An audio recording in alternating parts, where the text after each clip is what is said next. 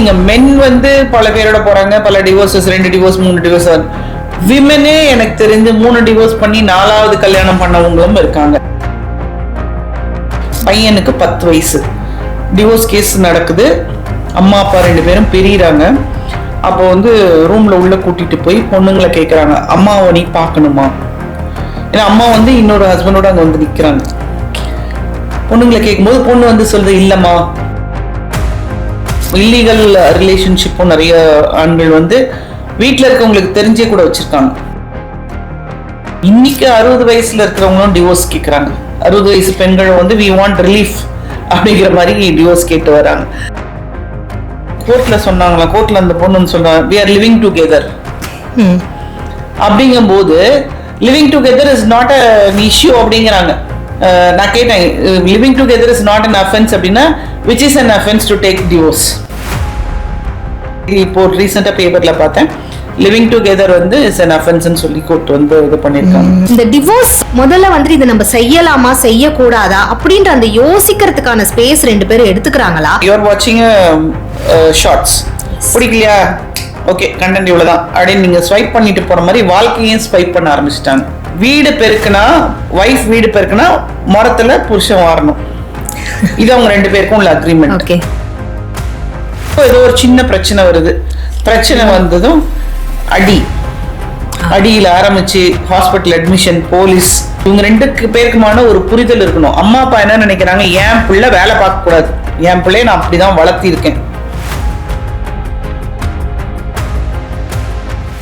Malathi talk வியூவர்ஸ்க்கு வணக்கம். நான் ஆஷா பாக்கியராஜ். இன்னைக்கு நம்ம கூட டிடெக்டிவ் மாலதி மேம் இருக்கிறாங்க. வாங்க நம்ம பேசலாம். வணக்கம் மேம். வணக்கம் மேம். ரீசன்ட் டேஸா நார்மலா இருக்கட்டும் இல்ல செலிபிரிட்டிஸா இருக்கட்டும், இந்த இல்லீகல் ரிலேஷன்ஷிப்பை ரொம்பவே நார்மலைஸ் பண்றாங்க. சோஷியல் மீடியாலயும் வந்து பாத்தீங்கன்னா சரி, இல்ல நியூஸ் சேனல்ஸ்லயுமே வந்துட்டு இது ரொம்ப சாதாரண விஷயம் தான் அப்படின்ற மாதிரி பேசுறாங்க. உங்களோட ஒப்பீனியன் இதுல என்ன? இது எங்க இருந்து வருதுன்னு பாத்தீங்கன்னா, நம்ம நிறைய வந்து வெஸ்டர்ன் கல்ச்சரை அடாப்ட் பண்ண ஆரம்பிச்சிட்டோம். வெஸ்டர்ன் கல்ச்சர்ல இது வெரி காமன். பட் நம்ம இந்தியன் கல்ச்சர் படி ஒருவனுக்கு ஒருத்தி அப்படிங்கிற ஒரு கான்செப்ட் இருந்துகிட்டு இருக்கு. இதுல வந்து என்ன நினைக்கிறாங்கன்னா, மக்கள் என்ன நினைக்கிறாங்க, செலிபிரிட்டிஸ் வந்து அதிகமா இதுல பேசு பொருளாகிறத, ஏன்னா அவங்க மீடியாவிலே இருக்காங்க எப்பவுமே. ஆனா எனக்கு அதை விட பயங்கரமான கேசஸ் எல்லாம் வருது. ஆக்சுவலா வந்து நீங்க மென் வந்து பல பேரோட போறாங்க, பல டிவோர்ஸஸ், 2 டிவோர்ஸ் 3 டிவோர்ஸ். விமனே எனக்கு தெரிஞ்சு 3 டிவோர்ஸ் பண்ணி 4வது கல்யாணம் பண்ணவங்களும் இருக்காங்க. அதை வந்து அந்த ஹஸ்பண்ட் பார்க்க சொல்லி நம்ம கிட்ட வராங்க. ஸோ இது வந்து ரொம்ப காமனா நம்ம இடத்துல மென் அண்ட் விமன் ஈக்குவலா இதுல போட்டி போட்டுட்டு போயிட்டு இருக்கிறாங்க. ஸோ நம்மளுடைய கலாச்சாரம் இதுல வந்து கொஞ்சம் சீரழிஞ்சுக்கிட்டு தான் வந்துட்டு இருக்கு. ஏன்னா இதை பார்க்க போற சந்ததியர்கள் இதை தான் ஃபாலோ பண்ண ஆரம்பிப்பாங்க. ஏன்னா அவங்க பார்க்கறது தானே அவங்க உண்மைன்னு நம்புவாங்க. அதுவும் இல்லாம வந்து இது ரொம்ப பேசு பொருளாகிட்டு வருது அப்படிங்கறது வந்து அவங்களுடைய பர்சனல் இஷ்யூ. நான் வந்து டிடெக்டிவ் ஏஜென்சி ஆரம்பிச்சு 1993 there was only 1 family court. ஆனா இன்னைக்கு காலகட்டத்துல 8 ஃபேமிலி கோர்ட் வந்திருக்கு. இதுக்கு மீறி தனியா ஃபேமிலி கோர்ட்டே ஐயோ எங்கேயாவது தூக்கிட்டு போயிடுங்க அப்படிங்கிற அளவுக்கு வந்துட்டாங்க. ஏன்னா அதை ஹேண்டில் பண்ணக்கூடிய ஜட்ஜஸ்க்குமே அது வந்து ஒரு பெரிய கஷ்டமான ஒரு விஷயம் தான் அவங்களுக்குமே இதை ஹேண்டில் பண்றது. ஏன்னா அவங்க கிட்ட பேசும்போது நானும் அதை ஃபீல் பண்ணியிருக்கேன். அதே இதுல வந்து எல்லா கேஸ்லயும் கொடுக்குற மாதிரிலாம் நீங்க ஜட்ஜ்மெண்ட் எழுதிட முடியாது. இதை இப்போ ஒரு ஃபார் எக்ஸாம்பிள் ஒரு 2 பொண்ணுங்க, அவங்க வந்து 18 இயர்ஸ், பையனுக்கு 10 வயசு, டிவோர்ஸ் கேஸ் நடக்குது, அம்மா அப்பா 2 பேரும் பிரியிறாங்க. அப்போ வந்து ரூம்ல உள்ள கூட்டிட்டு போய் பொண்ணுங்களை கேட்கறாங்க, அம்மாவை நீ பார்க்கணுமா? ஏன்னா அம்மா வந்து இன்னொரு ஹஸ்பண்டோட அங்க வந்து நிக்கிறாங்க. பொண்ணுங்களை கேட்கும்போது பொண்ணு வந்து சொல்றது, இல்லம்மா, இல்ல மேடம், எங்களுக்கு வேணாம், எங்க அம்மாவை நாங்க எங்களுக்கு பார்க்கணும், நீங்க எங்களுக்கு ஆர்டர் போடாதீங்க, அவங்க வந்து பார்ப்பாங்க, நாங்க போகணும்னு ஆர்டர் போடாதீங்க. Since they were 18 she was able to do that. அப்ப அவங்க அதே இதை அந்த சின்ன குழந்தையே கூப்பிட்டு கேட்குறாங்க. அப்போ அவனுக்கு வந்து என்ன சொல்றதுன்னு தெரியல. அம்மானா அதுவும் ஆம்பளை பையங்கும் போது அம்மா மேல கொஞ்சம் பாசமா தான் இருக்கும். அது ஒரு மாதிரி பார்த்தோன்னே உனக்கு அம்மாவை பார்க்கணும்னு ஆசையா இருக்கான்னு இவங்க கேட்டதும் ஆமான்னு தலையசிச்சிருக்கு. ஓகேன்னு சொல்லிட்டு அதுக்கப்புறம் இந்த பொண்ணுங்களை கூப்பிட்டு, அம்மா உங்களுக்கு என்ன விவரம்னு தெரியும், நீங்க அம்மா வேண்டாம் அப்படின்னு சொல்றீங்க, ஆனா அந்த குழந்தைக்கு அது புரியுற வரைக்கும் அது பார்க்கணும்னு நினைச்சா நீங்க அலோவ் பண்ணுங்க, இல்ல நாளைக்கு நீங்க அலோவ் பண்ணாதனால தான் எங்க அம்மாவை மிஸ் பண்ணிட்டேன்னு சொல்லிட்டோம் அப்படின்னு சொல்லி அவங்க பேசி அந்த குழந்தைய வந்து பாக்குறதுக்கு அலோவ் பண்றாங்க. ஸோ இது என்னன்னா வளர்ந்த பிறகு பெண் குழந்தைங்க வந்து அம்மாவுடைய கேரக்டர் என்னன்னு அசஸ் பண்ணி we don't want to be with her அப்படின்னு டிசைட் பண்ணிட்டாங்க. குழந்தைக்கு அது தெரியல. ஸோ இந்த மாதிரி நிறைய நம்ம எக்ஸாம்பிள்ஸ் கொடுத்துட்டே போகலாம். நிறைய இந்த மாதிரி விஷயங்கள் நடந்துகிட்டே இருக்கு. அதே மாதிரி பார்த்தீங்கன்னாக்கா இல்லீகல் ரிலேஷன்ஷிப்பும் நிறைய ஆண்கள் வந்து வீட்டில் இருக்கவங்களுக்கு தெரிஞ்சே கூட வச்சிருக்காங்க. எஸ், இதுதான் வந்து வீட்டில் பெரிய பிரச்சனையாகும்.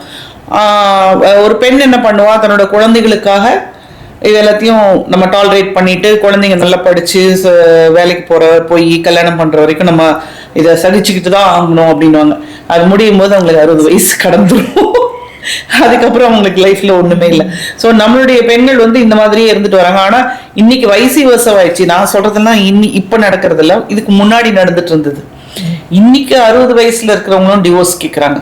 60 வயசு பெண்கள் வந்து வி வாண்ட் ரிலீஃப் அப்படிங்கிற மாதிரி டிவோர்ஸ் கேட்டு வராங்க.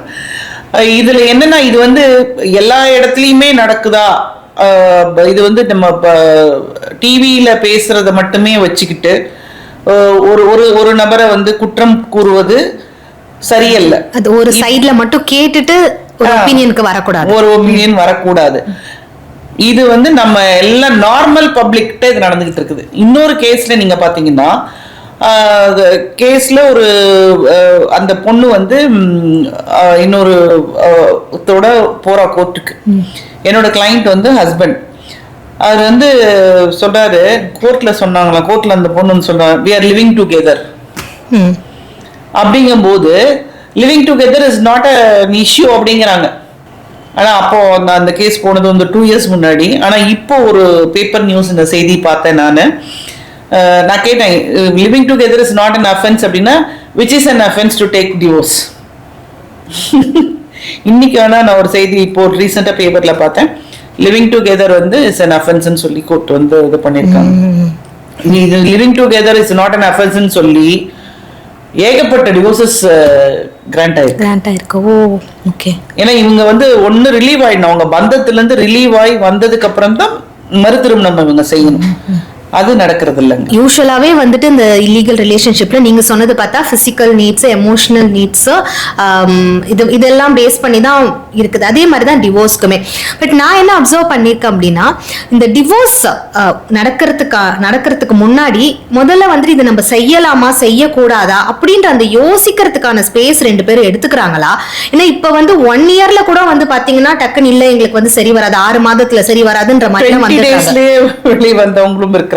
ஓ, அதாவது இன்னைக்கு நீங்க பாத்தீங்கன்னா ஒரு மொபைல நீங்க எப்படி ஹேண்டில் பண்றீங்க, யூ ஆர் வாட்சிங் ஷார்ட்ஸ், பிடிக்கலையா, ஓகே கண்டென்ட் இவ்வளவுதான் அப்படின்னு நீங்க ஸ்வைப் பண்ணிட்டு போற மாதிரி வாழ்க்கையும் ஸ்வைப் பண்ண ஆரம்பிச்சிட்டாங்க.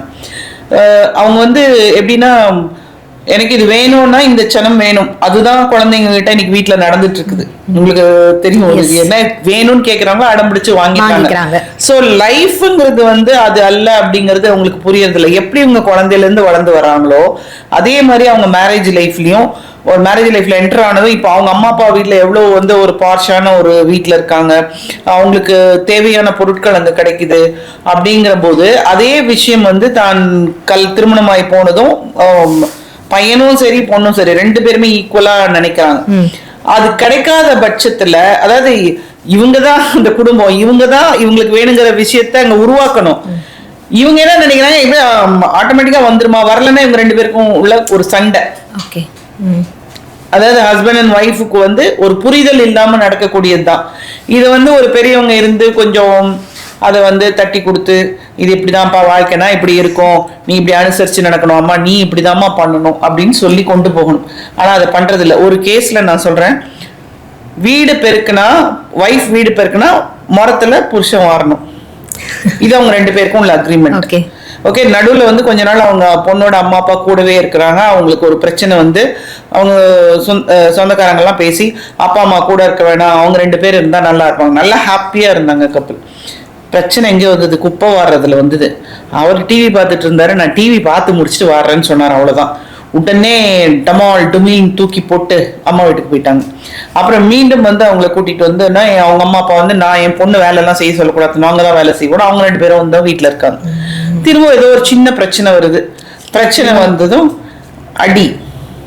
அடியில ஆரம்பிச்சு ஹாஸ்பிட்டல் அட்மிஷன், போலீஸ் இது ஏன் வருது? அவங்க அம்மா அப்பா அங்க இல்லைன்னா அது வந்திருக்காது.